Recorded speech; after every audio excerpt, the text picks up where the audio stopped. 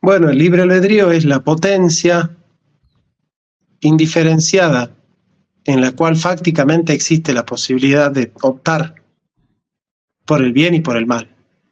Pero la libertad es tener las facultades explícitas para poder cumplir con el bien. Los seres humanos pueden hacer lo bueno o lo malo en términos relativos. Es decir, son opciones que están delante de nosotros. El hombre puede hacer lo que quiera, digamos. Pero el hombre no es libre porque no puede querer cualquier cosa. Los hombres, si la Biblia tiene razón cuando dice que nacemos hijos de la ira, muertos en delitos y pecados, esclavos del pecado y de la concupiscencia, claramente ningún esclavo, aunque tenga la vía expedita de hacer lo bueno, puede hacerlo porque no puede quererlo. O sea, el verdadero escenario del no regenerado es que alguien invita a las bodas, a un gran banquete del rey, y sale y invita a todo el mundo y nadie quiere ir a las bodas. Por eso le tiene que decir al sirviente, ve y fuérzalos a entrar. Si Dios dijera a hombres no regenerados, vengan a mí todos los que me amen, todos los que me desean, todos los que me buscan, todos los que me quieren, todos los que anhelan conocerme, ¿cuántos irían a Dios?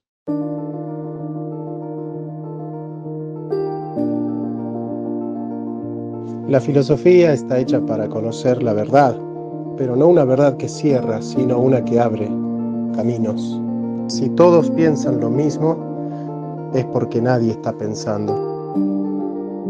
La verdad no es una cosa que se tiene, es un camino que se transita. Siempre digo que un trabajo esencial en la filosofía es la preparatio veritatis, la preparación para la verdad. Y no todos están preparados para conocer esa verdad. Dice Heidegger que el hombre es sein zu Tode, ser para la muerte, pero nadie puede habitar plenamente su muerte si no aprendió a habitar plenamente su vida. Somos seres para la vida.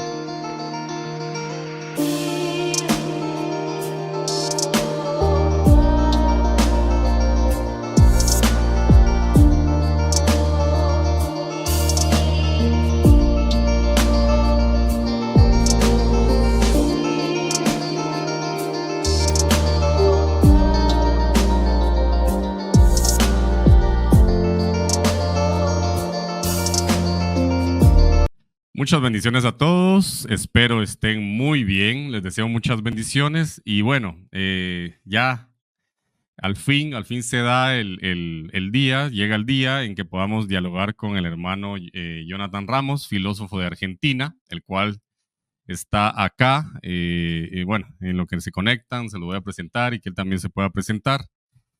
Y vamos a dialogar acerca del tema del calvinismo, por lo cual, bueno, bendiciones. Acá está nuestro hermano ya, que tuvo a bien pues aceptarnos esta invitación después de haber dialogado durante algunas ocasiones en los que, bueno, no podíamos por temas de horario y otras cuestiones, pero se dice que es el mejor filósofo de Argentina.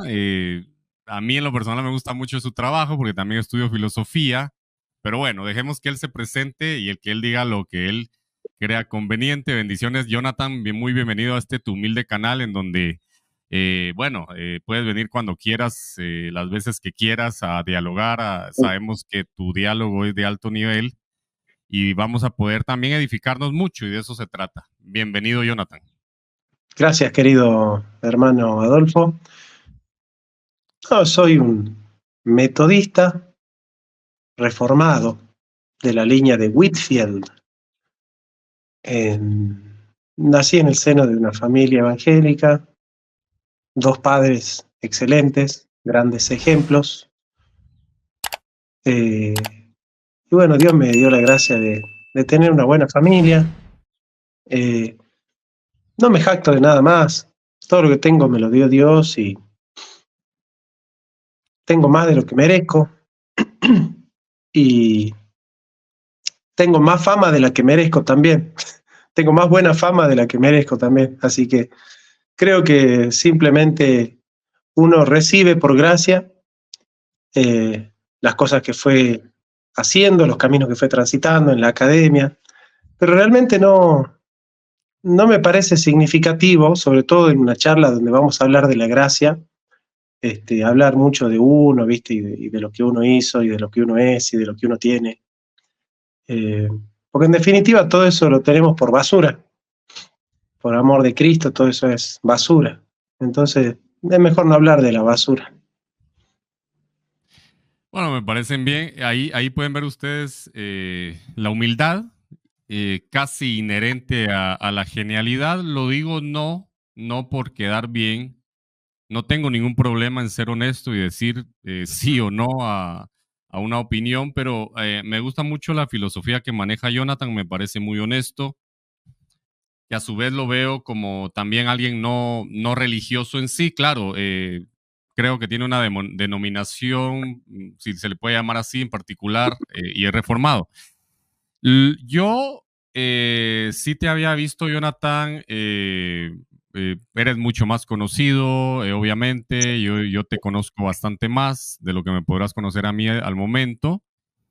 Y lo que yo no sabía, porque al final eres filósofo, creo que catedrático de filosofía, ¿qué más? Argentino, una persona muy educada, con un debate de alto nivel, con conocimientos bastante considerables en algunas temáticas, en algunos ítems, pero sin embargo me llamó la atención que, y quizá la mayoría de reformados, quizá no todos, obviamente, estás inclinado al tema del calvinismo, si no estoy mal, ¿no? Si no me corregís, claro. No, ciertamente sí, sí, sí. Ok, ok. A mí me interesa, yo no soy calvinista, mm, claro, no me puedo cerrar teológicamente, me parece teológicamente insoluble, pero eh, no me puedo cerrar, quiero tratar de comprender, por lo que te invité a este diálogo y te quisiera hacer básicamente unas preguntas relacionadas con este tema con el fin de aprender, con el fin de poder llevarnos algo a la bolsa, como se dice acá en Guatemala, con el fin de meter algo al cajón, por decirlo de esa manera. Básicamente, eh, el calvinismo tiene varias ramas. Obviamente, en este sentido, tenemos sinergismo, monergismo, calvinismo, arminianismo, hipercalvinismo. Y te quiero preguntar, en el tema del monergismo, calvinismo, hipercalvinismo, cuál es la teología o la ciencia teológica que más se acomoda a tu pensamiento para empezar a comprendernos? ¿Cuál sería más o menos? Bueno, en general el monergismo y el sinergismo son posturas que se refieren exclusivamente a la regeneración, ¿no? Pero bueno, si entendemos que la regeneración se da en alguien que está totalmente corrupto en sus potencias preternaturales y encima está muerto en sus delitos y pecados y destituido de la gloria de Dios y separado de Cristo, con el cual nada podemos hacer, sin el cual nada podemos hacer. Efectivamente, la regeneración es monergista, ¿no? Yo no vi que Lázaro colaboró con Jesús cuando lo resucitó. Y creo que tampoco nosotros colaboramos con Dios cuando Él nos regenera. Ok. Claro. El tema de la colaboración con Dios, digamos, ¿en qué sentido no podemos colaborar? En qué sentido? A mí me llama mucho la atención porque al final, digamos, si yo te hiciera la pregunta, cómo se puede armonizar? ¿Cómo se puede armonizar? Y si fuera tu caso, el libre albedrío, la libertad de decisión del ser humano con una gracia irresistible, que yo entiendo que quizá sería un término teológico para señalar tu postura. Por supuesto, tenemos un calvinismo clásico y un hipercalvinismo, que es una teología, por decirlo así, un poquito más exagerada, ya donde el ser humano es casi un robot programado para decidir o no. Pero ¿cómo podemos nosotros, en tal caso, y a nivel general, armonizar la libertad humana, que el calvinismo, según tengo entendido, no niega, con una gracia irresistible? Y por supuesto, en inercia o por inercia, también tenemos la otra contraparte, la contraparte. O sea, las personas con gracia irresistible y las personas sin gracia irresistible. ¿Cómo podríamos nosotros armonizar esto dentro de las escrituras, o si en tal caso es algo más filosófico? Bueno, el libre albedrío es la potencia indiferenciada en la cual fácticamente existe la posibilidad de optar por el bien y por el mal. Pero la libertad es tener las facultades explícitas para poder cumplir con el bien. Los seres humanos pueden hacer lo bueno o lo malo en términos relativos. Es decir, son opciones que están delante de nosotros. El hombre puede hacer lo que quiera, digamos. Pero el hombre no es libre porque no puede querer cualquier cosa. Los hombres, si la Biblia tiene razón cuando dice que nacemos hijos de la ira, muertos en delitos y pecados, esclavos del pecado y de la concupiscencia, claramente ningún esclavo, aunque tenga la vía expedita de hacer lo bueno, puede hacerlo porque no puede quererlo. O sea, el verdadero escenario del no regenerado es que alguien invita a las bodas, a un gran banquete del rey, y sale y invita a todo el mundo y nadie quiere ir a las bodas. Por eso le tiene que decir al sirviente, ve y fuérzalos a entrar. Si Dios dijera a hombres no regenerados, vengan a mí todos los que me amen, todos los que me desean, todos los que me buscan, todos los que me quieren, todos los que anhelan conocerme, ¿cuántos irían a Dios? ¿Consideras que en este caso la Biblia, que nos enseña específicamente que el que crea y sea bautizado será salvo, y el que no crea será condenado? Esto está en Mateo, creo que 28, si no mal recuerdo, si no me corrigen, podría equivocarme. Lo importante es que está en la Biblia, en el Nuevo Testamento. Esto, Jonathan, ¿cómo lo ves? Porque al final de cuentas Dios emite una condena y señala a una persona por no creer. Pero sin embargo, tenemos en la teología calvinista que ese no creer no se le dio porque la gracia irresistible no fue dada a él. Casi como estas dos botellas de agua, ¿no? Yo elijo estas dos botellas de agua, yo elijo esta, me gusta más, la quiero más, la elijo para mí, y esta la tiro a la basura sin que haya diferencia. Yo hago la diferencia. Solo estoy nada más dando un ejemplo de lo que vemos en contraparte, la Biblia, como Dios, siendo la suprema fuente de moralidad, el ente moralmente perfecto, ¿cómo podría acusar a alguien de un delito, de pecado, cuando él mismo no le dio la facultad? Eso es lo que yo entiendo en el calvinismo. Corregime si estoy mal. Bueno, vamos a hacer de cero, comencemos. Comencemos con Adán. La palabra Adam, Adamu, significa raza humana. Entonces, el misterio de Adán no es que Adán era un individuo, una persona solamente, era el representante federal de toda la humanidad, porque en Adán, Adolfo Einstein y Jonathan Ramos estaban pecando. ¿Sí? Como la Biblia dice que los hijos no pueden heredar la culpa de los padres, evidentemente nosotros no heredamos una culpa que nosotros no hicimos, de una falta que no cometimos, por cuanto todos pecaron y están destituidos de la gloria de Dios.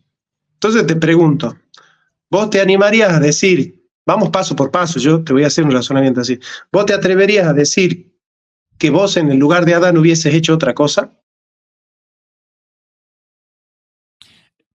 No, yo siempre he dicho que yo hubiese quemado el huerto del Edén, no solo me hubiera comido la manzana, yo le prendo fuego a todo y Ahí está. Bueno, hubiera sido un desastre, o ¿no? sea, Sí. una persona honesta se va a dar cuenta que sin la gracia de Dios sería Judas, sería Caifás, sería Pilato, sería Goliat, sería Saúl, ¿sí? Entonces, todos los seres humanos estábamos en Adán diciendo a Dios que no, pecando, traicionando la santidad de Dios, desobedeciendo su palabra, ¿ok? Su mandato, su ley. Si vos entendés entonces que toda la humanidad está bajo el juicio y condenada, ¿hay algún ser humano que nazca inocente? ¿Hay inocentes en la raza humana? ¿O todos somos culpables? Todos somos culpables, todos. Bien, Sí. hasta ahí vamos bien. Si Dios quisiera condenar a toda la humanidad que está esclava del pecado, porque vos y yo estamos de acuerdo que el que peca es esclavo del pecado, ¿no es cierto? Sí, Y que totalmente de acuerdo. evidentemente nosotros no nacemos con el poder de ir a Dios, sino esclavos del pecado. Bien. Frente a esa situación hay dos escenarios, ¿no? Por un lado, si Dios dijera o quisiera mandar a toda la humanidad entera a la condenación eterna, ¿Dios sería malo e injusto o estaría cumpliendo con su ley que dice el que peca morirá? Sería totalmente injusto, sí. ¿Sería Dios injusto? Sería totalmente justo. Claro, Dios sería justo, ¿verdad? Bien. Ok, ahora, sin una intervención sobrenatural del Espíritu Santo, las personas no regeneradas quieren a Dios, buscan a Dios, aman a Dios, desean a Dios, conocen a Dios, sin el Espíritu Santo. Esa sí. Me parece que no. Unas personas sin el Espíritu Santo no puede conocer a Dios. Bien, hasta ahí estamos bien, ¿ves? Bueno, ahora, ¿es verdad lo que dice la Biblia que los seres humanos nacen muertos en sus delitos y pecados? Totalmente. Bien, un muerto, ¿qué puede hacer? Si la palabra muerto es tánatos, separado de Cristo, ¿qué puede hacer el hombre por sí mismo? Nada, ¿no es cierto? Bien. ¿El muerto puede creer? ¿El muerto puede obedecer? No. ¿Qué es lo primero que tiene que recibir un muerto para poder creer, para poder hacer, para poder obedecer, para poder perseverar? ¿Qué es lo primero que tiene que recibir un muerto? La vida. Ahí está. Entonces lo primero que sucede es la regeneración. Dios a los muertos les da vida. Entonces vos tenés un valle de huesos secos, ¿no? Un valle de huesos secos. Y el profeta Ezequiel dice, Señor, ¿estos valles de huesos secos vivirán? Tú lo sabes. Di la palabra y estos huesos vivirán. Los huesos secos se convierten en tendones y en huesos, se convierten en carne y tienen un corazón de carne y sangre y vida y espíritu. Por una acción de los huesos secos colaboran con Dios para convertirse en carne, en sangre, en tendones y en espíritu. La Reforma dice que no. Los huesos no colaboran con el que los crea y les da vida.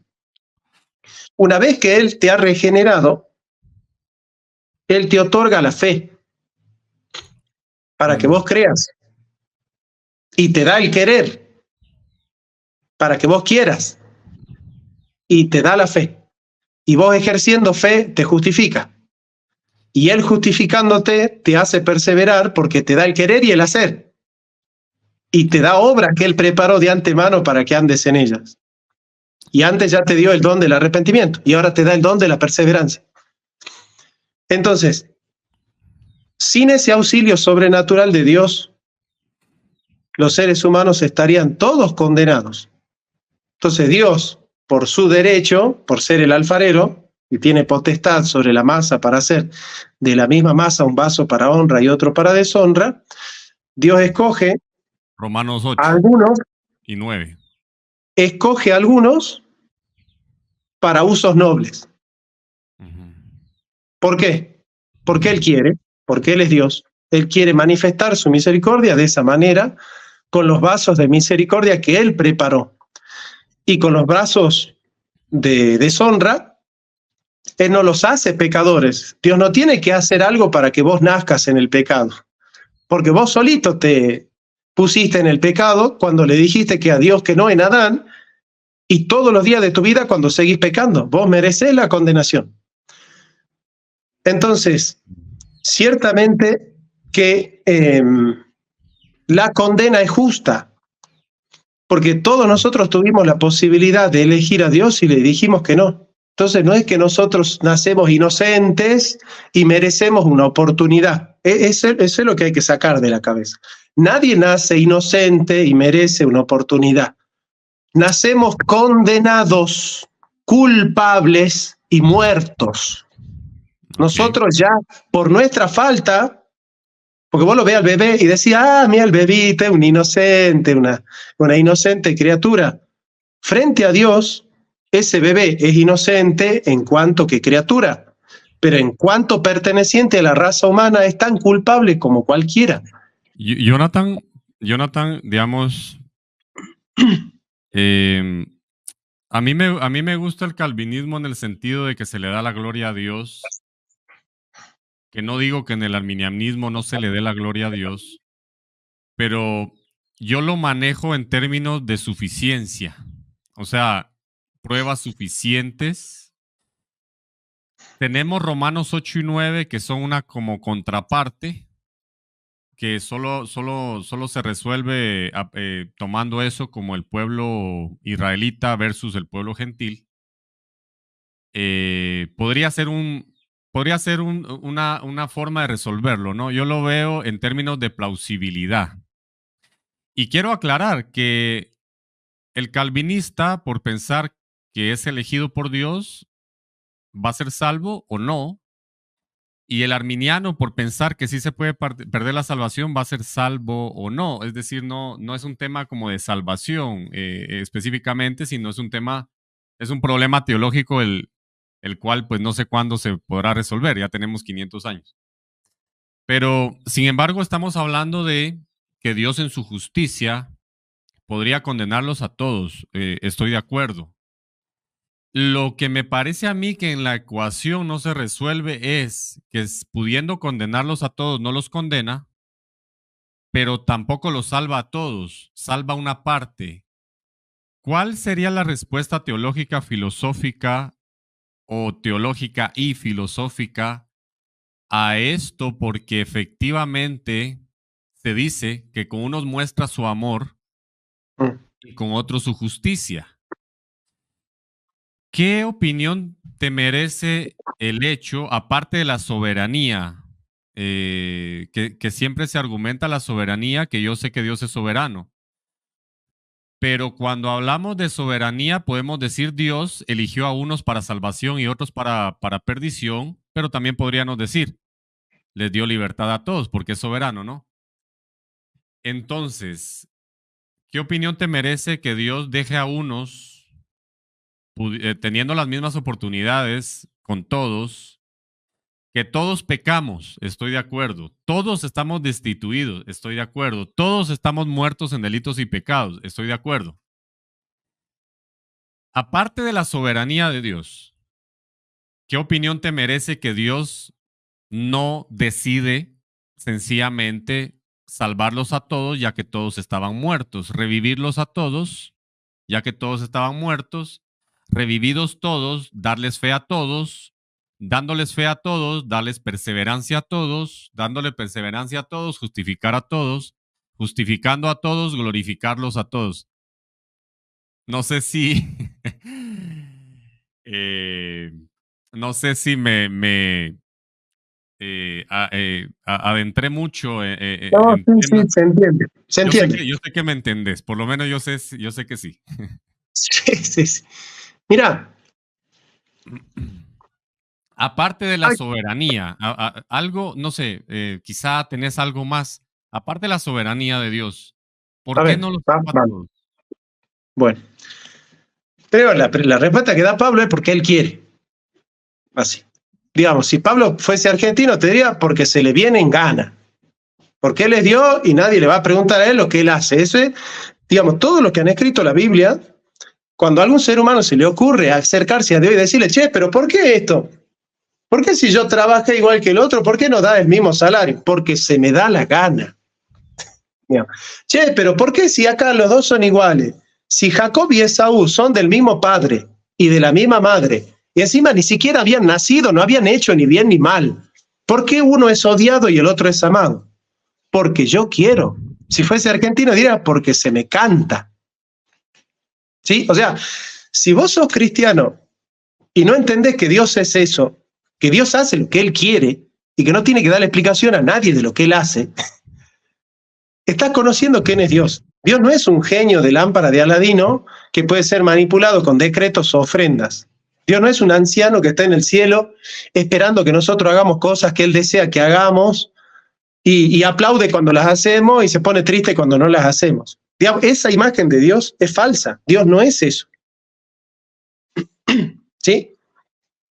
Él, de la misma masa de condenados, decide mostrar con unos su misericordia para la gloria de su gracia.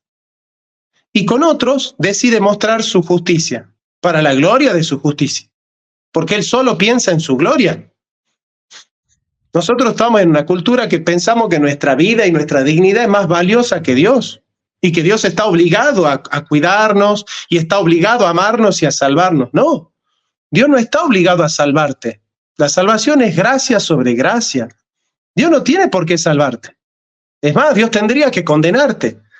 Lo más lógico sería que Dios nos condene, no que Dios nos salve. Entonces, esa es la premisa. La predestinación es un trato desigual a aquellos que son iguales. Jacob y Esaú son iguales, pero el trato es desigual. ¿Por qué? Porque Dios quiere. Porque Dios quiere. O sea, hay que aprender a convivir con la desesperación de entender quién es Dios. Dios es eso. Al menos el Dios de la Biblia es eso. Yo tengo que aceptar lo que está escrito. Lo que han escrito todos los autores de la Biblia. Eso es lo que está revelado acá. A mí me incomoda, sí. Me sofoca, sí. Me acorrala, sí. Me desafía, sí.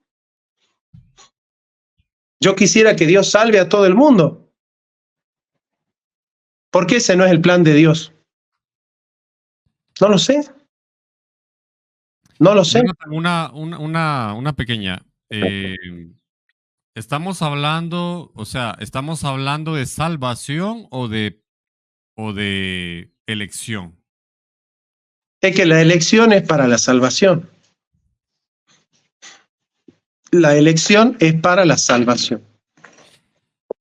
Entonces, perdóname, sigue, no, sigue. No, Dios escoge a los que Él quiere, incondicionalmente, para darles todo lo necesario para que se salven. Es así. Es así.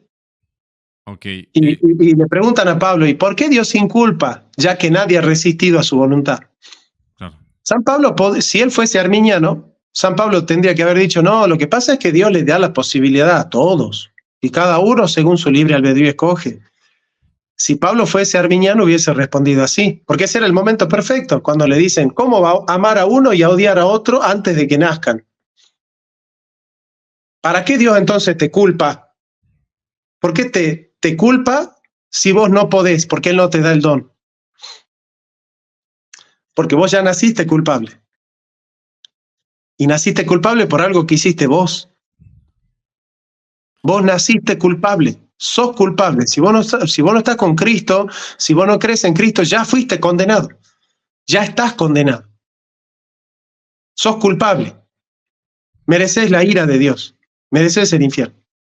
Ahora, de esa masa de pecadores, Dios decide rescatar a unos para darle todo lo necesario para que se salven. Todo. Y todo viene de la gracia. No hay nada que no venga de la gracia. ¿Cómo? Para entenderte, porque yo sé que es la primera vez que estamos acá, no hemos hablado mucho por teléfono, pero mi línea es nunca ofender a la persona, nunca juzgar a la persona, nunca condenar a la persona, no hacer shows mediáticos, eh, etcétera. O sea, de hecho estoy cansado de ver que en redes sociales lamentablemente el nivel es bajo, todavía es bajo. Y no me refiero a un título que yo lo tengo, pero no me refiero a títulos universitarios, no, me refiero a una ética cristiana, a una moral cristiana, etcétera. A eso me refiero específicamente. Te voy a preguntar algo que quizás es difícil. Yo creo que es difícil desde la vista, desde el panorama calvinista. Mm, ¿Qué ve Dios? ¿Qué es lo que Dios elige? ¿En qué se fundamenta Él para elegir a unos y a otros no? Ya que simple y sencillamente es su decisión sin que el ser humano pueda realmente demostrar, en este caso de la parte arminiana, pues una fe, una perseverancia. eh, yo estaría de acuerdo solo en la fe y que ya después de esto Dios actúa en mí, pero sacando a la fe de la parte que a Dios le corresponde. Yo sí sacaría la fe en ese caso, pero ¿qué ve Dios? Morenos blancos, altos delgados, gordos, feos guapos, voces graves o no, guatemaltecos, argentinos. ¿Cuál es el parámetro de su elección? O no, o estoy haciendo una pregunta Mira, que no tiene sentido. mira, Santo Tomás dice que el parámetro es completar el número de los ángeles caídos. Uf, Esa es una opción. O sea, los ángeles caídos son, Dios los conoce el número, ponele que sean, no sé, 60.000. Bueno, entonces Dios quiere completar ese número con 60.000 personas. Ponele, ¿no? Ese es un parámetro, dice Santo Tomás. Santo Tomás de Aquino. Sí, Santo Tomás de Aquino, en lo personal, se supone que era católico, no voy a hablar de eso. Me parece un genio. Eh, Me da igual si era católico. Está bien, era el Papa, si se quiere, no me da igual. Era un genio realmente. Filosóficamente me gusta esa respuesta porque por lo menos tiene un parámetro, aunque el parámetro me parece a mí que si fue la tercera parte de las estrellas del cielo, vamos bien, ¿no? Creo que no completamos en el planeta esa cantidad. Entonces, todos vamos a ser salvos. Mira, te voy a mostrar, porque estamos hablando de lo que Dios quiere. Y te quiero preguntar, ¿qué opinas de este texto?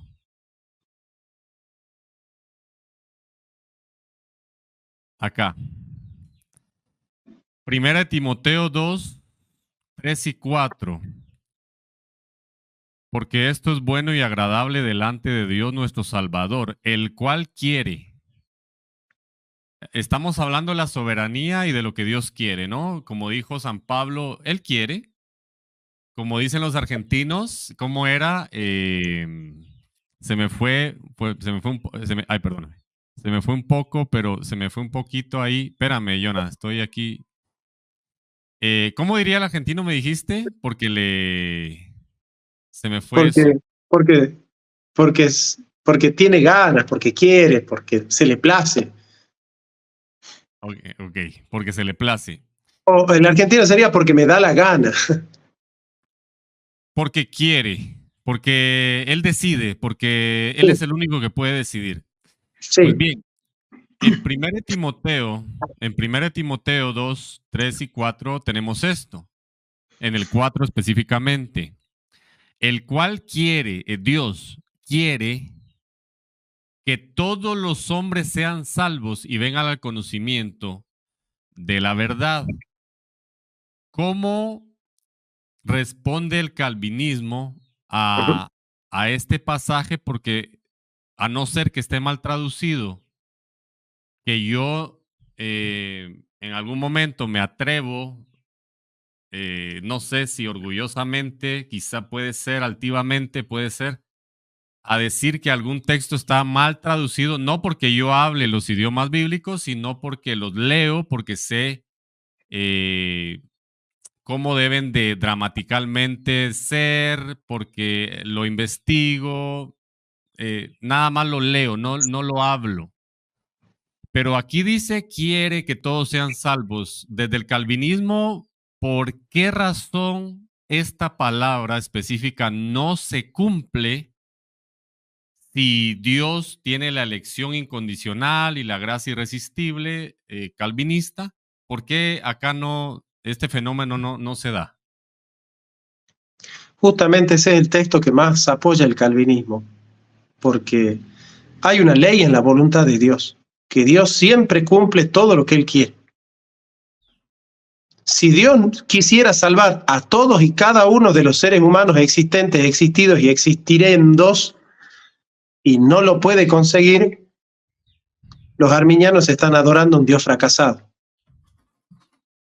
porque Él no hace lo que quiere. Y el Dios calvinista siempre hace lo que Él quiere. Y nunca va a pasar nada que Él no quiera. Todo lo que pasa es porque Él lo permite. Y todo lo que Él hace es porque lo quiere. Y Él hará todo lo que Él quiera. Y se cumplirá todo su propósito y Él cumplirá todas sus promesas. Ese es el Dios calvinista. Entonces, el calvinismo te enseña que esa palabra, pantas anthropoi telei, significa de entre todos. ¿Por qué? Porque está diciendo, oren por los gobernantes, porque Dios quiere que todos se salven. ¿Qué significa eso? Pensalo bien, ¿no? Pensalo bien. Los gobernantes eran malos porque no estaban cumpliendo con la voluntad de Dios. Eran malos. Y los cristianos no oraban por los gobernantes, porque los gobernantes los estaban persiguiendo. Ahora, las oraciones de los cristianos son un medio a través de los cuales Dios puede llegar a sus escogidos. Y Dios, que estableció los fines, también estableció los medios por los cuales conseguir esos fines. Entonces, Dios desea que los cristianos oren por los gobernantes, porque de entre los gobernantes también hay escogidos. Y como la predestinación consiste en que todos los predestinados se van a salvar, efectivamente, si Dios tiene escogidos también de entre los gobernantes, es preciso que oren por ellos, para que ellos también se salven. Entonces, si vos tenés esto en mente, Dios no es fracasado y te está diciendo, Adolfo, la oración puede ayudar a un predestinado a conocer el Evangelio. Y el predestinado tiene que llegar al Evangelio, pero no va a llegar al Evangelio si vos no orás por el gobernante. Adolfo, yo sé que ustedes odian a los gobernantes y no quieren orar por ellos, pero yo quiero que todos los predestinados se salven. Y como tengo predestinados también en los gobernantes, yo te pido que ores por los gobernantes, porque ahí también tengo elegidos. Y la oración es muy útil para llegar a ellos. ¿Se entiende? Entonces, Dios no va a cumplir su propósito de manera arbitraria, siguiendo las pautas que Él mismo ha establecido, a través de Cristo, por la oración por el Evangelio, por el poder del Evangelio, por el poder del Espíritu Santo. Por eso San Pablo dice, ¿cómo pues invocarán a aquel del cual no han creído? ¿Y cómo creerán si no han oído? ¿Y cómo irán si nadie les predica? ¿Y cómo predicarán si no fueren enviados? Entonces él, a través de sus enviados, por el Evangelio, llega a sus ovejas. Ahora, hay otra opción, que Dios quiere que todos, absolutamente todos se salven, incluso Satanás, que también es una criatura de él, incluso el anticristo, que también es un hombre. Dios quiere que todos se salven, absolutamente todos, todos, todos. O sea, si yo voy a interpretar como un arminiano ese versículo, Dios quiere que todos se salven. Pero si Dios no cumple ese propósito, es un fracasado. Jonah, ¿qué te parecería esta opción? Acá dice básicamente hos, tampas, antropos, ahí dice tzleli, que básicamente sería el verbo está queriendo. ¿Qué te parece la opción de él quiere que todos sean salvos, pero no todos quieren ser salvos y por eso no todos son salvos? Cuando digo no quieren, me refiero a que simplemente dicen yo rechazo a Dios. Porque la opción, y solo pregunto, ¿qué te parece esa opción arminiana? No me parece buena porque de facto nadie quiere salvarse. De facto nadie quiere salvarse. El único que quiere salvarse es aquel que Dios ya le tocó el corazón, porque Dios es el que pone en el corazón el querer y en la voluntad el hacer. Entonces, si alguien quiere salvarse, es porque Dios ya le tocó el corazón. Si alguien quiere la vida eterna, es porque Dios ya le tocó el corazón. Si alguien quiere escuchar el Evangelio, es porque Dios ya le tocó el corazón. Si hay 20 personas y Pablo está predicando el Evangelio a 20 personas, Dios le va a tocar el corazón a Lidia para que ella escuche atentamente lo que dice Pablo. Así funciona Dios. ¿Qué tienes que no se te haya dado? Ah, yo perseveré. Se te fue dado. No, yo creí. Se te fue dado. No, yo me arrepentí. Se te fue dado. No, yo acepté. Se te fue concedido. No, yo quise. Se te fue dado. Yo me esforcé. Se te fue dado. ¿Qué tienes que no se te haya dado? Nada. Ah, no, pero yo fui el que puse esto. No, se te fue dado. Por eso el protestantismo cree en sola gracia. Sola gracia significa que todo se te fue dado. Sí. Yo hice un buen uso de la gracia. Eso también se te fue dado. O sea, el buen uso de la gracia también es un don de la gracia. Todo te fue dado. Al final de cuentas, la predestinación depende del que da, no del que recibe. Ok. Hay varios textos que te podría mostrar, no quiero incomodarte. Dale. Dale. Lo hagamos así, dale. Ok. Y me parece que tenemos que abrir un poco la mente, ¿no? Yo estudio filosofía, no soy profesor de filosofía, yo estudié teología, pero claro, en el tema filosófico sí me gusta abrir la mente, no me gusta estar cerrado, me parece que tenemos que seguir avanzando en el aprendizaje, etcétera, etcétera.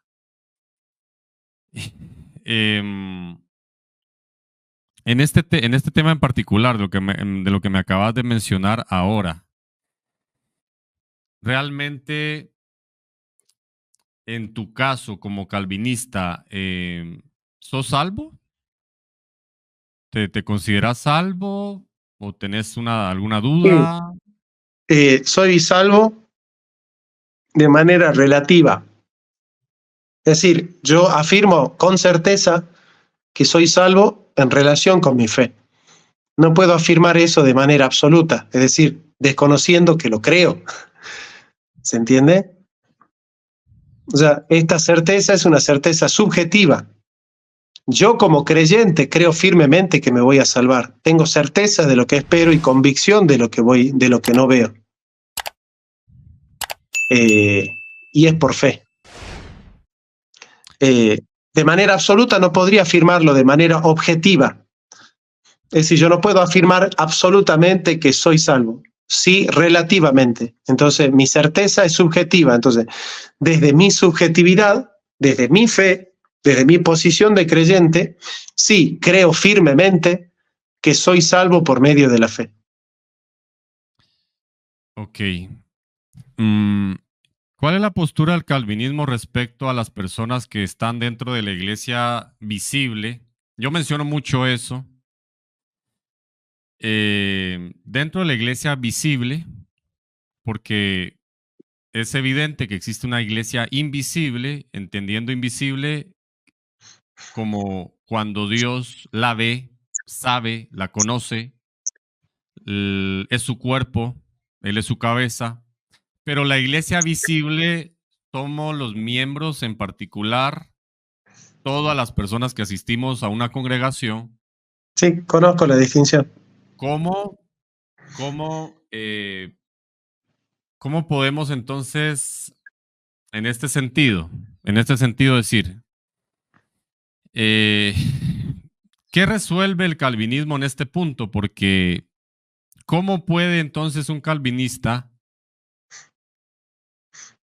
tener una seguridad de salvación si efectivamente a mí en lo particular me parece que no puede haber una argumentación, como lo acabas de decir, para decir sí, yo voy a ser salvo porque yo me congrego, porque yo soy reformado, porque yo tengo esta teología? Al final, yo creo que coincidimos en el arminianismo, es decir, realmente, en el arminianismo decimos lo siguiente. Bueno, no quiero hablar por todos, ¿no? Porque si no, después se vuelve un relajo. Yo digo lo siguiente. Yo soy salvo, pero si un día yo, Adolfo Einstein, voluntariamente y libremente, ya no quiero seguir el camino de Dios, voy a dejar de ser salvo en algún momento. Pero el calvinismo, entonces, ¿cómo resuelve esto? Están dentro de la iglesia y los que no son salvos nunca fueron salvos, se dice, ¿verdad? O sea, los que se apartan nunca fueron. Claro, se dice. ¿Cómo sabrías? Porque me diste tu respuesta, pero es que a nivel general el calvinista dice es que yo estoy seguro de mi salvación. ¿Cómo pueden estar seguros? Porque es una cuestión relativa a la fe. Nunca es independientemente de la fe. La fe es certeza de lo que se espera.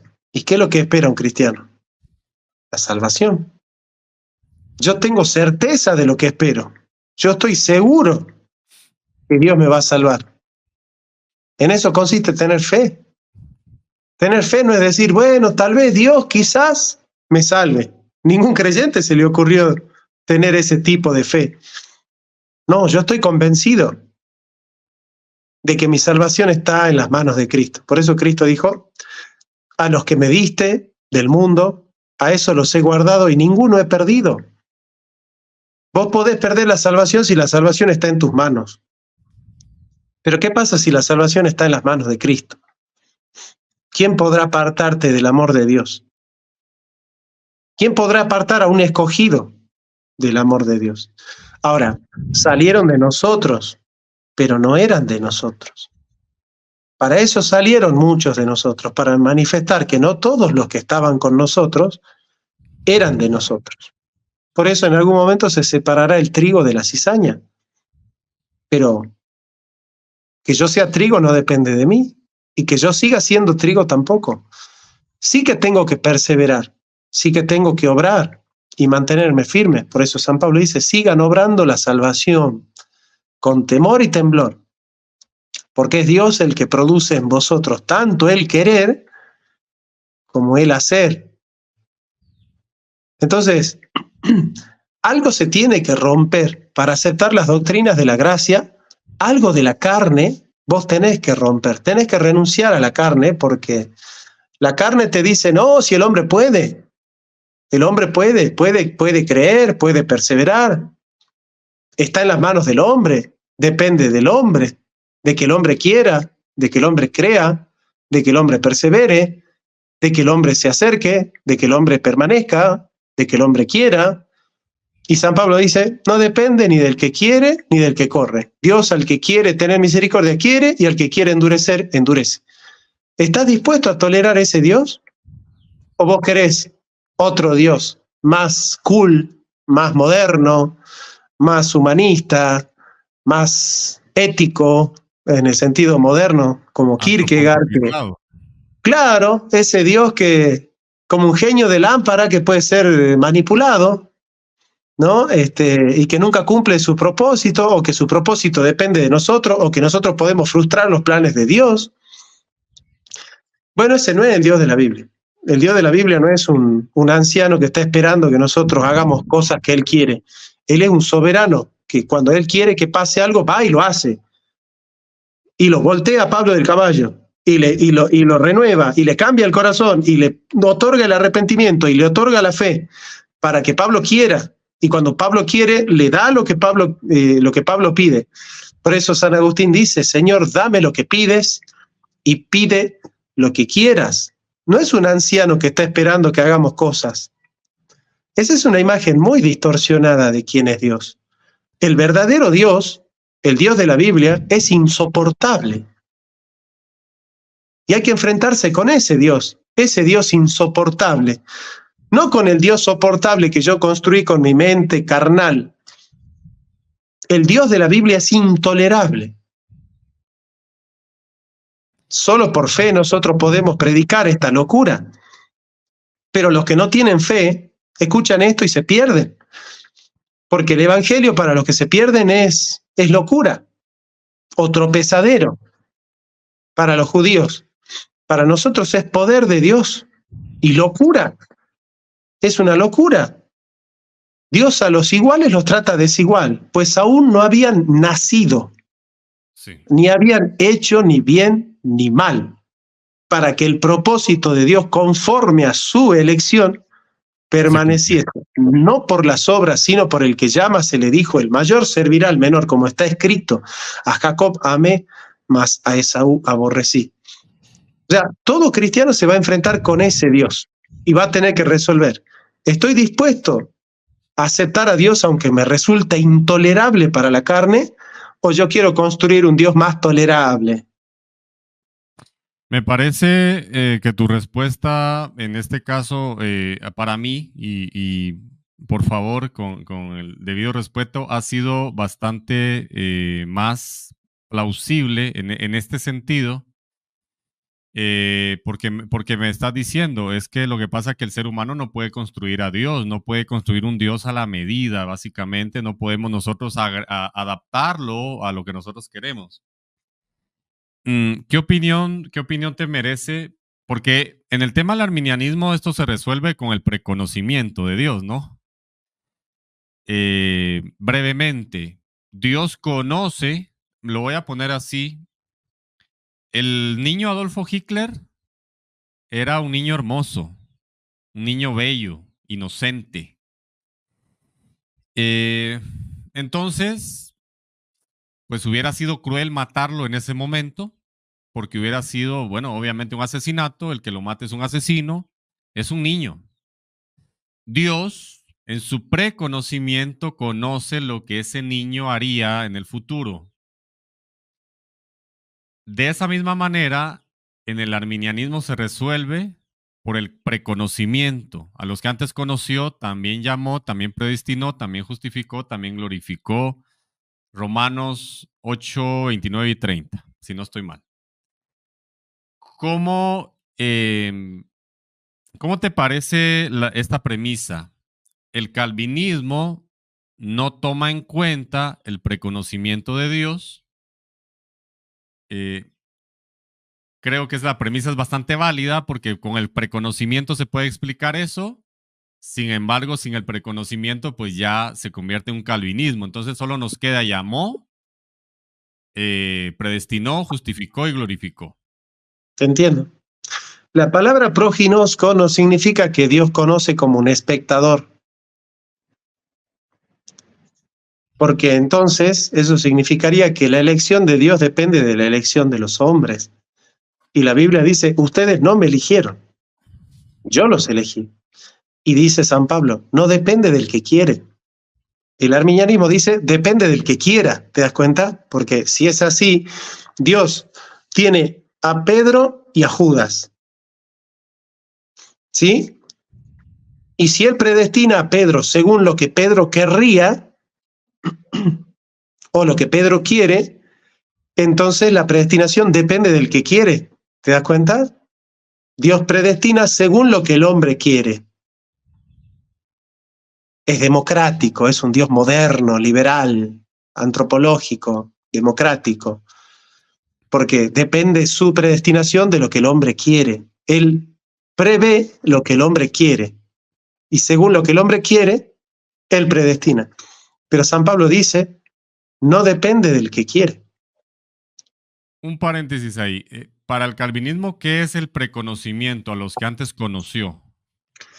A los que antes conoció es ciencia de aprobación. Es decir, Dios los conoció de una manera amorosa. Y los conoció, Dios conoció lo que Él habría de hacer con ellos, lo que Dios habría de hacer, no lo que ellos harían sin Dios, sino lo que Dios haría en ellos.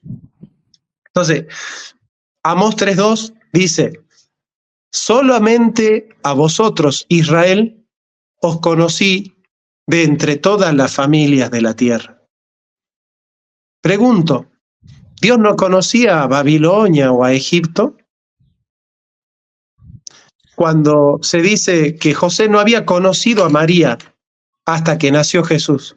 Jesús no sabía quién era María. Cuando Jesús le dice a los malos, apartaos de mí, hacedores de maldad, nunca los conocí. ¿No sabía quiénes eran? Cuando Jesús dice, yo soy el pastor que conoce a sus ovejas, ¿a los otros no los conocía? ¿Conoce Dios a los que son suyos? ¿Que a los otros que no son suyos no los conoce? ¿Será que la palabra prognosis en la Biblia tiene que ver también con el amor, con un conocimiento amoroso? Entonces, si realmente conocer es conocer amando, el texto que dice a los que antes conoció podría ser traducido también a los que antes amó. Y ahí cambia un poco la cuestión. De hecho, en muchas versiones de la Biblia, la palabra prognosis significa predestinar. Proginosco significa escoger o predestinar. Pero muchas Biblias traducen de esa manera. Una pregunta, Jonathan, ¿sí se me escucha bien la voz o se me escucha bajo, como están diciendo acá? No, se te escucha perfecto. Ah, ok. Gracias. Fíjate que la palabra proginosco tiene tres acepciones: conocer, destinar y saber. Pero la definición es saber de antemano. Esto según el Strong, ¿no? Sí, sí. Ok. Mira, una pregunta difícil. No sé si te parece que te haga una pregunta difícil. Órale, órale. Dios ya los eligió por el simple hecho de su soberanía. Él es Dios, no hay nadie que le diga qué estás haciendo. Él es justo, porque de ninguna manera en el arminianismo se dice que Dios sea injusto en un intento de atacar el calvinismo, ¿no? No, realmente no es así. No. Entonces Dios es justo. Mira, me están diciendo acá que el volumen, pero no, yo creo que tal vez quizás son algunos dispositivos, porque yo que sepa, pues no. Pero bueno, está bien. Al menos nosotros dos nos estamos escuchando bien. Sí, yo te escucho perfectamente. Solo déjame chequear rápidamente entonces una cosa acá, porque para estar seguro. Dale.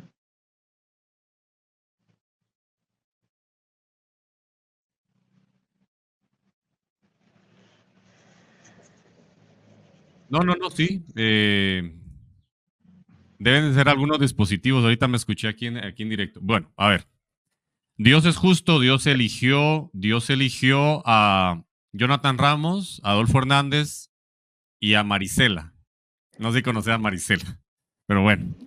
Dios los elige, ¿no? Para ser salvos y no hay necesidad de nada más. Dios los eligió para ser salvos. Ok. Pero a Betty Valenzuela, al pastor Hugo, a otro pastor evangélico, Dios no los eligió. Ojo, perdonen, solo es un ejemplo. A Betty Valenzuela no la eligió. A mí me gusta pensar así, ¿no? Saludo a Betty. Entonces, la pregunta es, ¿por qué a Jonathan Ramos, a Adolfo y a Marisela nos envía a predicarles el evangelio a Betty, a Pastor Hugo y a Pastor Esaú, si quieren, que no le caigo muy bien al Señor, parece? ¿Por qué nos envía? ¿Por qué nos envía a nosotros a predicarles el evangelio a ellos, a sabiendas que no los eligió? Por lo tanto, no pueden creer, están muertos. Nosotros estamos yendo al cementerio, levantamos la tierra, destapamos la caja, ahí hay un muerto y le estamos hablando al muerto. Dios sabe que está muerto, Dios sabe que no va a escuchar, Dios sabe que no va a creer. Sin embargo, en el día del juicio, ese muerto será juzgado por no creer cuando realmente no podía creer. ¿Qué opinión te merece eso? Él no va a ser juzgado por no creer. Él va a ser juzgado por sus obras malas. Dios no te dice, che, aquel es predestinado, anda a predicarle. Che, aquel no es predestinado, no le prediques. Nadie dijo eso. Dios quiere que le prediquemos a todo el mundo, porque muchos son los llamados y pocos los escogidos. Hay muchos que fueron llamados sin ser escogidos. Judas fue llamado, pero no fue escogido. Entonces, nosotros como no sabemos quiénes son los predestinados, porque ser calvinista no es decir, este es predestinado, este no es predestinado, yo soy predestinado, él no es predestinado, vos sos predestinado, aquel no es predestinado, vos sos predestinado, no, eso no es ser calvinista. Entonces, como nadie sabe a ciencia cierta quién es y quién no es predestinado, nosotros tenemos que perseverar con temor y temblor, pedirle a Dios que nos mantenga firmes, que no nos deje caer en la tentación, que nos libre del mal, que perdone nuestros pecados, como nosotros también perdonamos los pecados que cometen contra nosotros, obrar con temor y temblor, proseguir a la meta, pedir el don de la perseverancia, y Dios sabrá.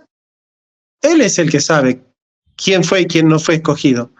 Como nosotros no sabemos, tenemos que dejar que el trigo y la cizaña crezcan juntos.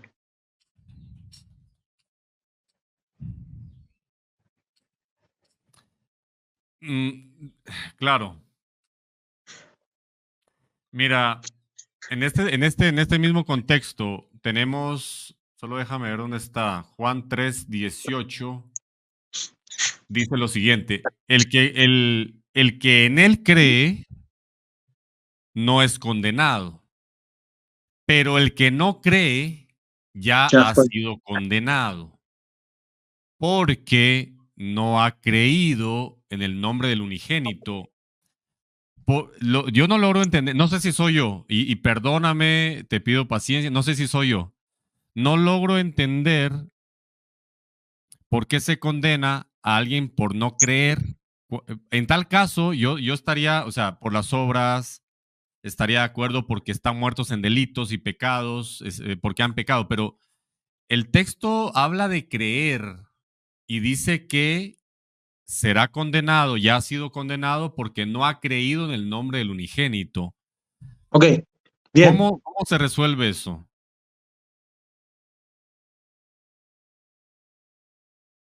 Con Adán. Aquellos que no creen nacen con la culpa de Adán porque pecaron en Adán también. ¿Cómo te puedo decir? A ver. Hagamos así. ¿Vos tenés hijos? No tengo. Bueno, tenés padres, ¿no? Bueno, suponete vos que hay dos personas que matan a tus padres. ¿Y vos? decidís que uno de ellos pague la condena. No sos injusto porque ese pague la condena, pero podés perdonar a otro por misericordia. La predestinación consiste en un trato desigual frente a dos personas que son iguales. Con uno estás mostrando que sos justo, por eso lo condenás. Y con otro estás mostrando que sos misericordioso, por eso lo perdonás. ¿Por qué se torna insoportable? Justamente porque Él es Dios y es soberano. Esta tensión implica que aquel que no cree no es condenado por no creer solamente, sino que no cree porque Él es culpable. Y Jesús le dice a los fariseos, vosotros no creéis en mí porque no sois de mis ovejas. No le dice, vosotros no sois de mis ovejas porque no creen en mí. Le dice, vosotros no creéis porque no sois de mis ovejas. ¿Entendés la diferencia? La diferencia no está en creer, sino en ser la oveja. Entonces todas las ovejas van a creer, y los que no son de la oveja no van a creer. Ahora, no creen, pero no es que son inocentes que no creen. Son culpables que no creen. La condena no es gratuita. La condena es merecida porque la raza humana ya está condenada. Merecemos la condena. La misericordia de Dios es gracia sobre gracia. No es que nosotros nacemos neutrales, inocentes, y pecamos, entonces la gracia sirve para salvar a los que pecan y los otros no, porque todos los otros son inocentes. No, somos culpables, todos somos culpables. Entonces, el que no cree ya fue condenado. ¿Te das cuenta? No es que es condenado por no creer, sino que no cree porque ya está condenado. Es al revés. Él ya está condenado. A ver, vos tenés que entender esto, amigo. Ya nacés condenado. Nacés en la condena.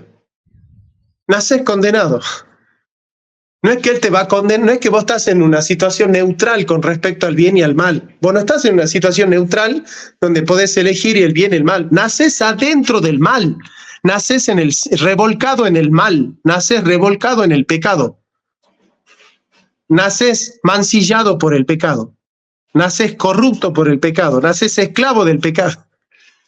Esa persona no es inocente. O sea, el arminiano se tiene que sacar de la cabeza que hay inocentes en la raza humana. No hay inocentes en la raza humana, ya estamos condenados. Y Dios quiere, de esa masa de condenados, rescatar a algunos para mostrar su misericordia. Te tengo ¿Ves un que es texto insoportable? acá. La gracia irresistible, ¿verdad? Solo con los predestinados. La gracia irresistible por los predestinados. Te tengo un texto acá. Dale. Y me vas diciendo, Jonah, yo por mí encantado, pero me vas Estoy muy diciendo ahí más o contento. menos. Estoy muy contento de estar con vos, muy orgulloso de estar con vos en tu canal, así que estoy disfrutando mucho. De igual forma, la verdad. Bueno, obviamente tenemos que tener ética, pero digamos, cuando estás con alguien que te simpatiza, que admiras, a pesar de tener opiniones contrarias, pues obviamente uno se la pasa.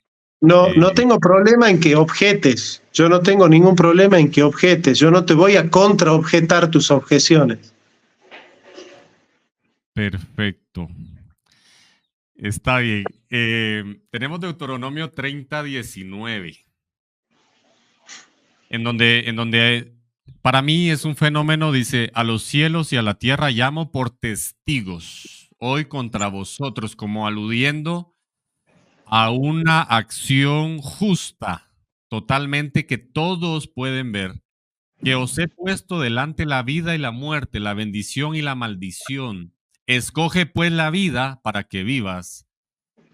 ¿Por qué le da estas dos opciones, otra vez, a personas que son incapaces de elegir la vida pero les presenta.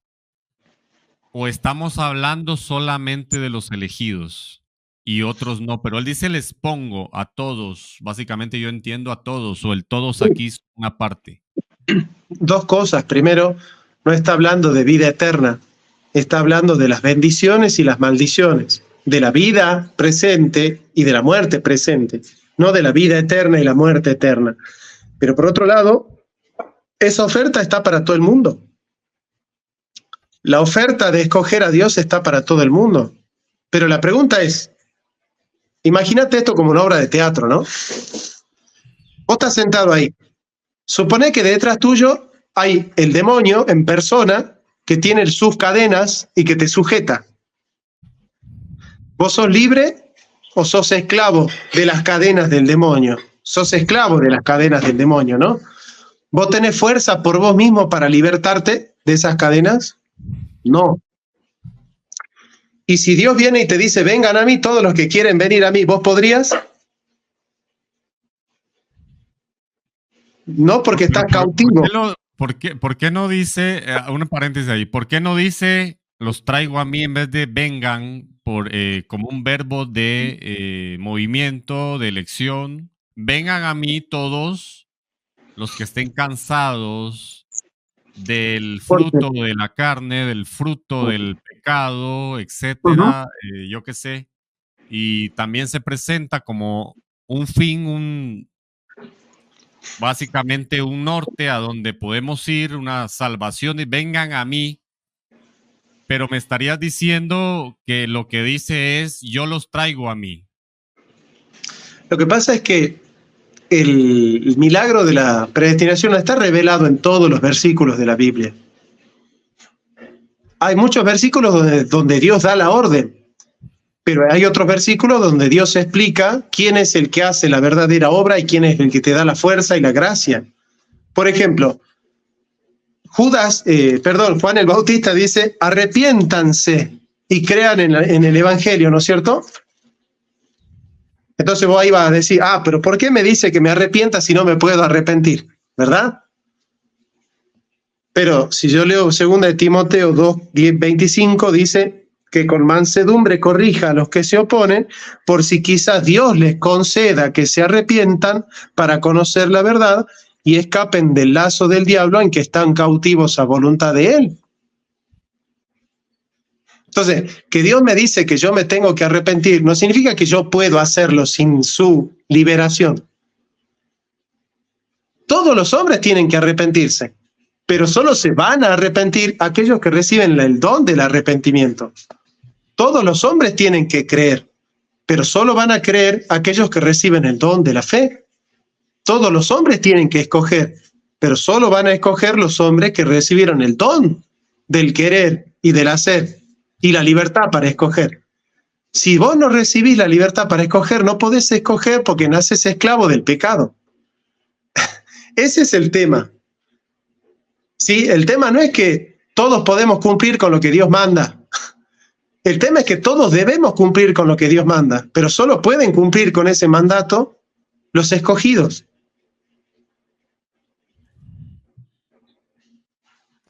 ¿Por qué crees que Satanás es culpado de la muerte de las personas? Jesucristo le llama asesino desde el principio, y en Apocalipsis 20 dice que fue atado el que engañaba a las naciones.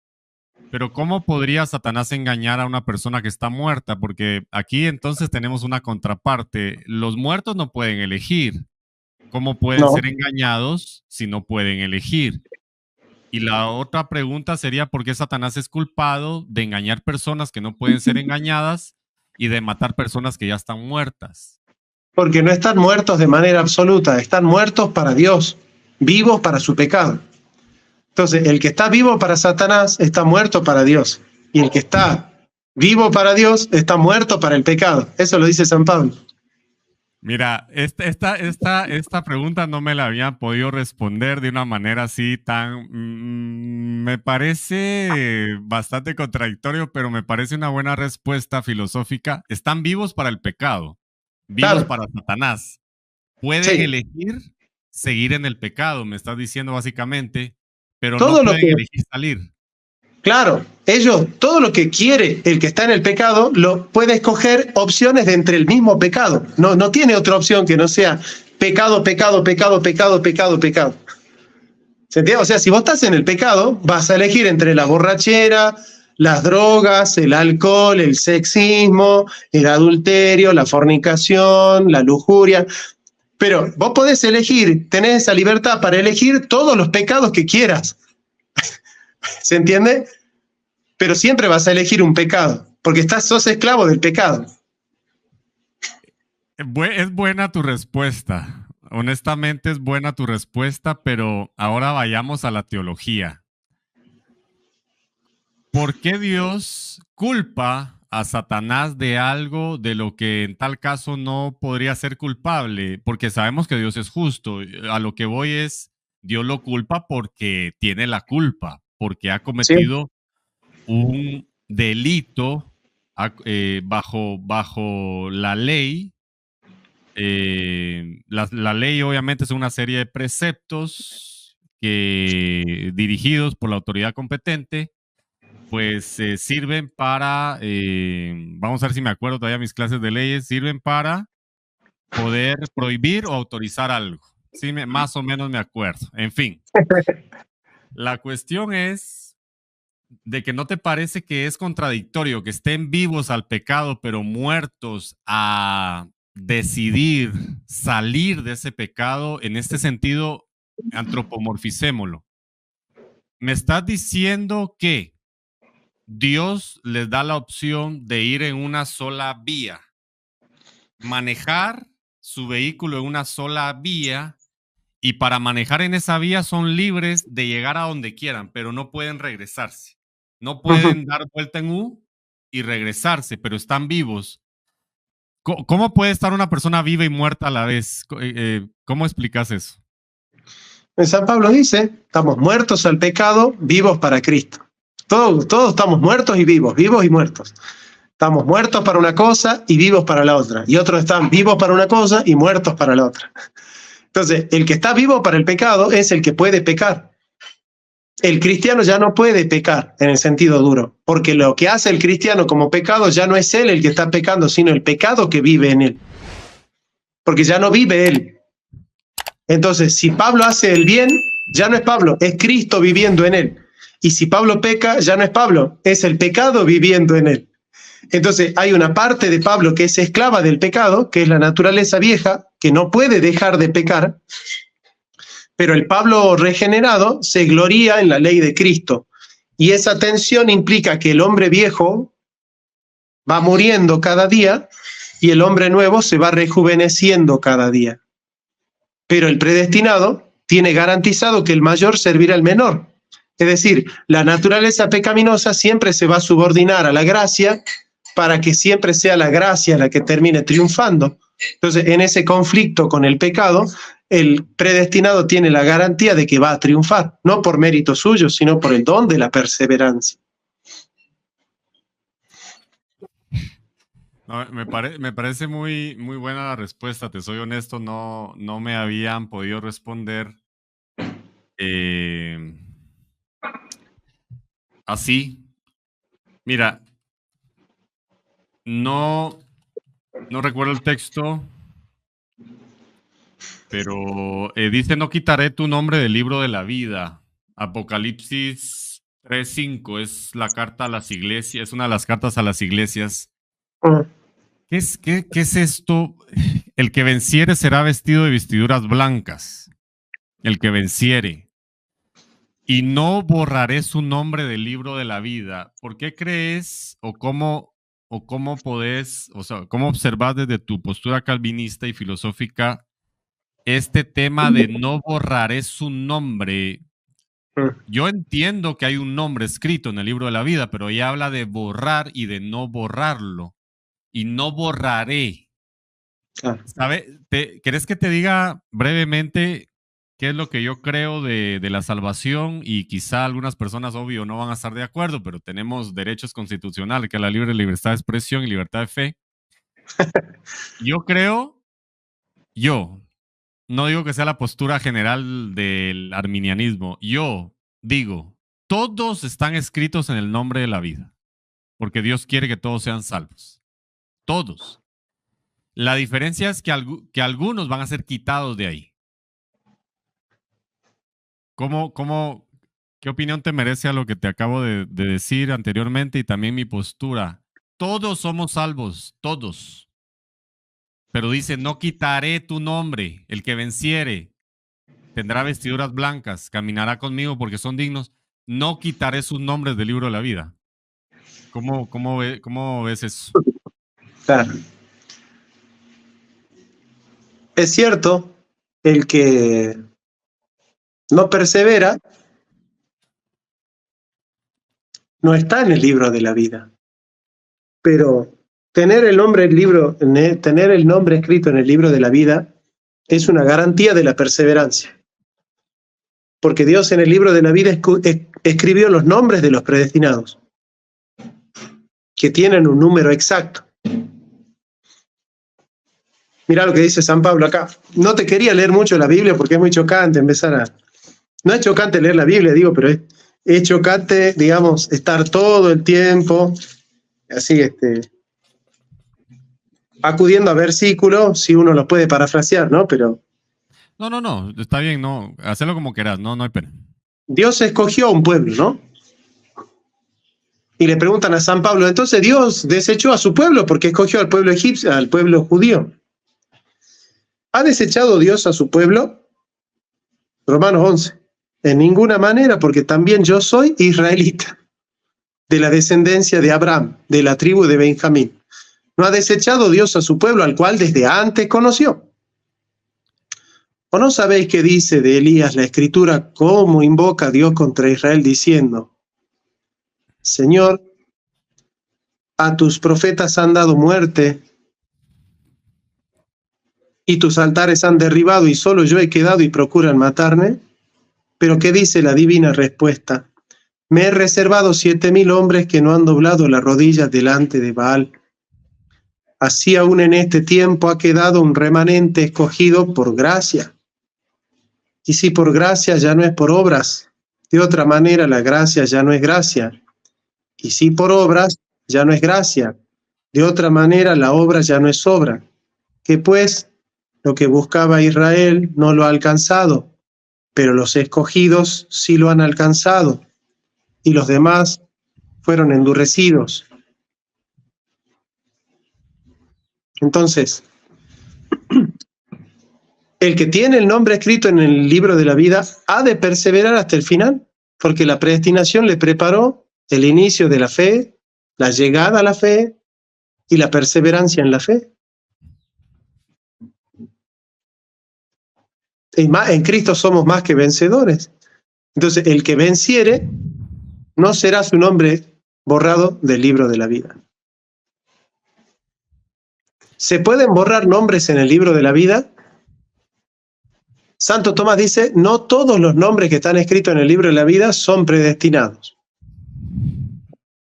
Entonces, para Santo Tomás sí se puede borrar nombres del libro de la vida.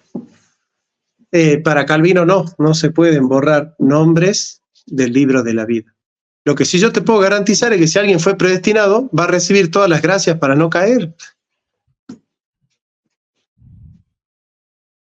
Entiendo. Una pregunta difícil, y si hubiesen textos parafraseados, yo creo, es totalmente adecuado, los apóstoles lo hacían. Okay. Entre personas que conocen de la Biblia, un parafraseo es totalmente académico y aparte también se comprende totalmente, ¿no? No es necesario decir Apocalipsis tal, sino quizá decir el que quite o agregue algo de este libro será quitado su nombre de la vida, serán agregadas las plagas del Apocalipsis. Sí. Ahora, bueno, en primer lugar, esto de Manuela Urbarejo es fanatismo, no sé si estás de acuerdo. Pero eso y no decir nada es lo mismo. Es como decir que si yo mañana me hago católico, se me resuelven todos los problemas, digamos, mentales. Es como que yo tengo problemas mentales por ser protestante. Mañana me hizo católico y ya no tengo ningún problema. automáticamente me convertí en casto, lindo, puro, inteligente. Ya está, yo soy católico ni los escucho. Bien, solo quería nada más ahí como que poner un poquito de humor acá. Estamos serios, pero también obviamente estamos pasándola bien. A ver, a ver, a ver. Una pregunta, una pregunta difícil, quizá. No quiero redundar para nada. Simple y sencillamente, Cristo murió para, o sea, ¿por quiénes murió Cristo? Creo que sería, la estoy reformulando. ¿Por quiénes murió Cristo entonces realmente? Creo que es una pregunta un poco difícil, válida quizá. ¿Cómo, mi hermano? Discúlpame que no te escuché. Sí, ¿por quiénes murió Cristo? Por todos, de manera antecedente, y por los escogidos de manera consecuente. Todos los hombres van a recibir algún beneficio de la muerte de Cristo. Porque la muerte de Cristo hizo mejor este mundo, porque nos dignificó, porque nos elevó, porque frenó el pecado. Todos se benefician con la muerte de Cristo, pero solo se van a salvar por la muerte de Cristo los escogidos. Cristo murió por todos, porque todos han de ser beneficiados por la sangre de Cristo, pero especialmente por los escogidos. Mis ovejas oyen mi voz, vosotros no me seguís porque no sois de mis ovejas. Me parece buenos textos para el calvinismo. Pero si murió por todos, la situación salvífica se da condicional o incondicionalmente, porque Cristo viene a morir y hay que creer en Él. La condición, a mi parecer, es la fe, porque efectivamente yo creo que llegamos al preconocimiento, pero ya el llamado, ya la predestinación, la justificación y glorificación son lo que Dios hace. Para mí sí hacemos algo, creer, como paralíticos, como cuadraplégicos, pecaminosos, nosotros vemos, es decir, como la serpiente de bronce en el desierto, dice, el que vea la serpiente será librado del veneno, de la mordedura. Entonces yo hasta ahí llego. Yo veo a Cristo como la serpiente de bronce y no puedo hacer más. Él hace todo lo demás. Entonces a mí, en ese sentido, pero entonces realmente Cristo muere por todos y la condición es creer. ¿Por qué razón entonces se le llama incondicional si hay una condición, la cual es la fe? No, la elección no depende de la fe.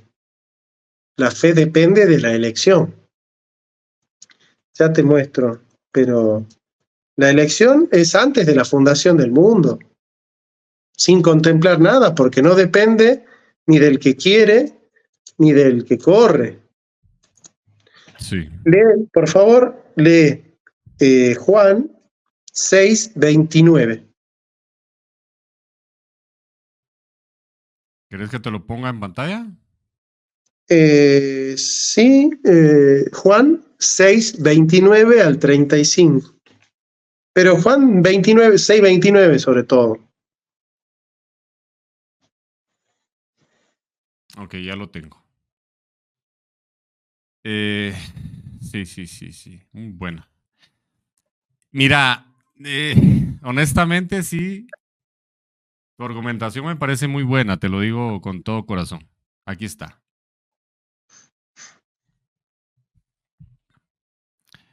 Te lo voy a leer. Respondió Jesús y les dijo, esta es la obra de Dios, que creáis en Él que Él ha enviado. Claro, le preguntan, le dijeron, ¿qué tenemos que hacer para poner en práctica las obras de Dios? Y Jesús le dice, esta es la obra de Dios. Y esa obra es para los elegidos y Claro, no para los no elegidos. Es para el trigo y no para la cizaña. La obra solo se cumple en los elegidos. claro. Leamos otro texto más sobre eso. Isaías 26:12. Ok, dame chance. Ese texto para mí encierra toda la Biblia.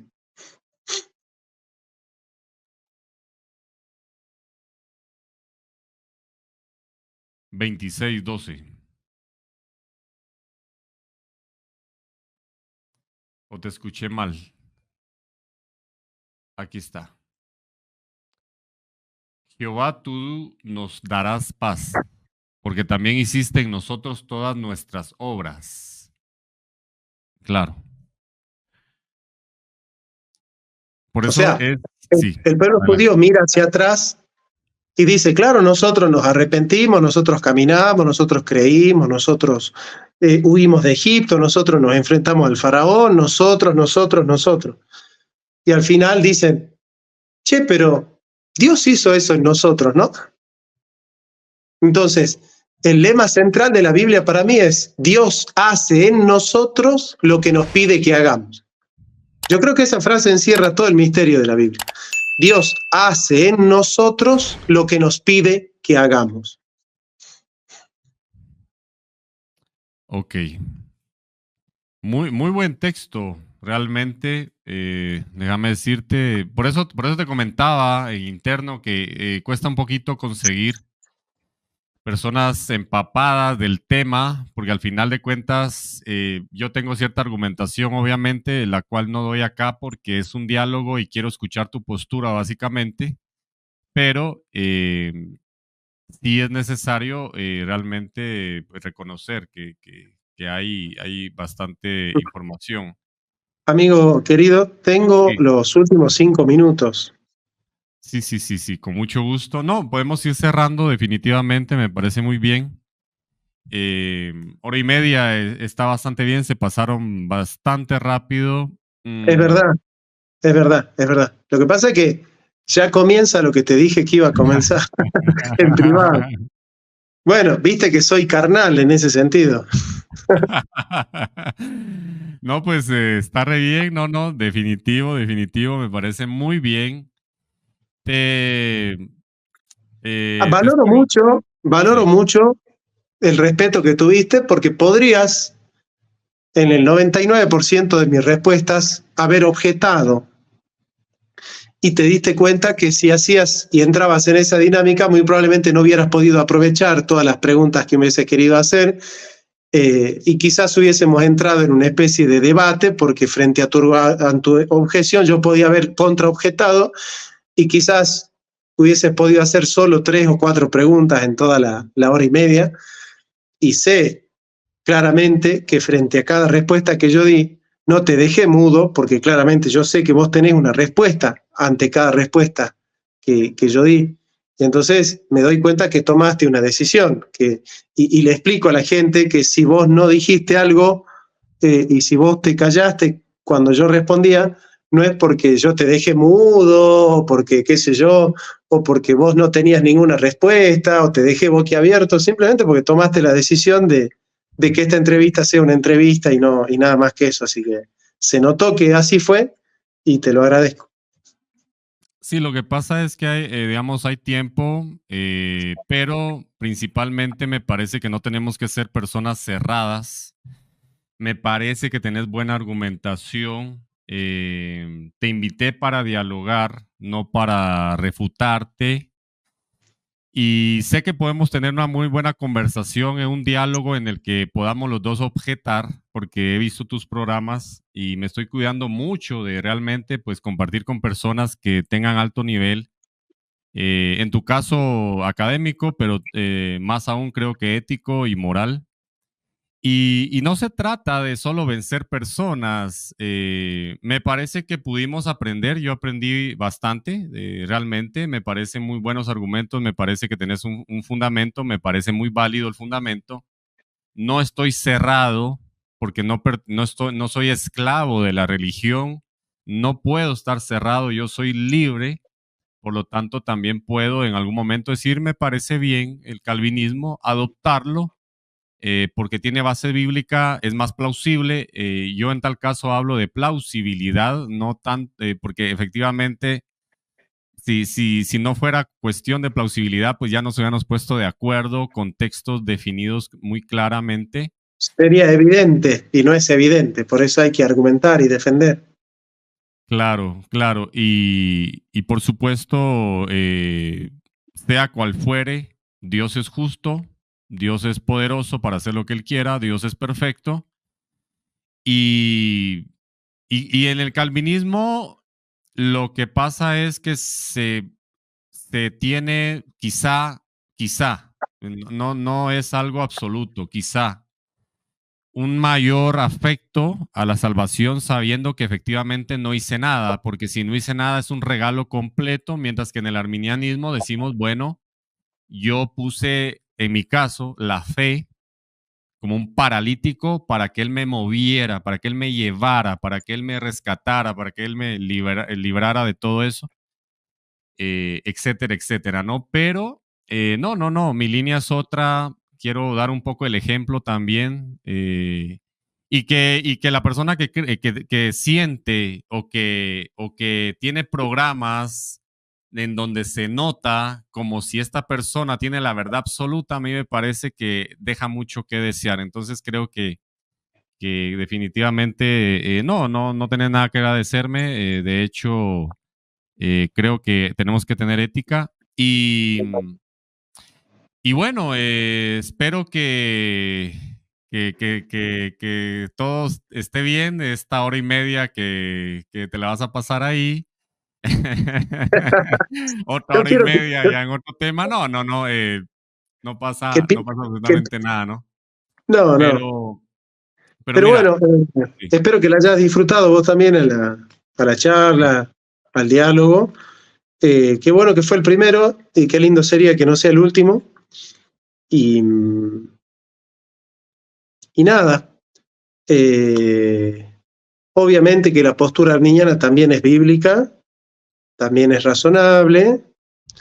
El arminiano le da gloria a Dios como el calvinista. No es una herejía, así, ¿no? En el sentido de que hay que rasgarse las vestiduras y decir, esta gente no lo conoce a Dios, no son cristianos. No, yo creo que son, digamos, divergencias de interpretaciones o de énfasis distintos, así.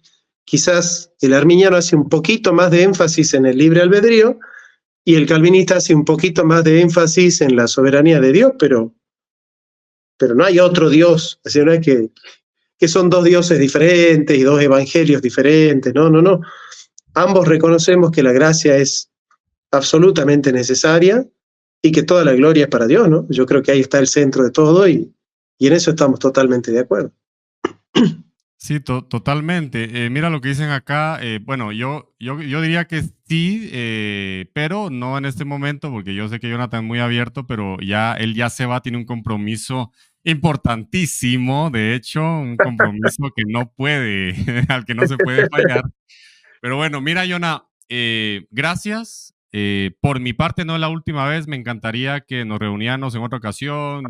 Posible, voy a tu canal, ya que esta vez viniste al Claro, mío. claro.